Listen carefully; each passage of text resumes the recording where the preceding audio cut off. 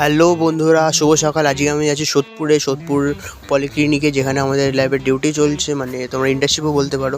তো সকাল সকাল বেরিয়ে পড়ি। ভোর তখন কটা 7টা মতো বাজে। 5টার সময় বাড়ি থেকে উঠে পড়ি। 7টার সময় বেরিয়ে গীতাঞ্জলি ঘড়ি দেখতে পাচ্ছ আমাদের এখানে বানানো হচ্ছে। আমি গিয়ে দেখি ট্রেনটা দাঁড়িয়েছিল, অনেকক্ষণ কোনো একটা প্রবলেম ছিল দমদমে, তার জন্য দাঁড়িয়েছিল। তো ট্রেনে উঠে বসে পড়ি। সিট থাকতে প্রায় 20 মিনিট পরে গিয়ে ট্রেনটা ছাড়ে।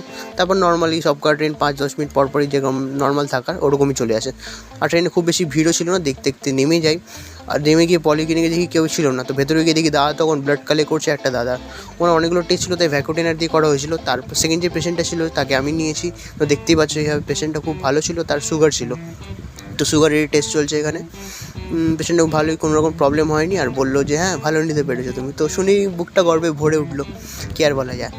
তো পেশেন্টের ব্লাড নিয়ে তারপর আমি তার ডিটেলগুলো ফিল করে দিই। পেশেন্টটার চোখটা দেখুন, মানে একদম ডিটেলে দেখছে, কোনো প্রবলেম না হয়। তো একটু বেরিয়ে আমি টিফিন করে বেরিয়ে পড়ি বাড়ির উদ্দেশ্যে।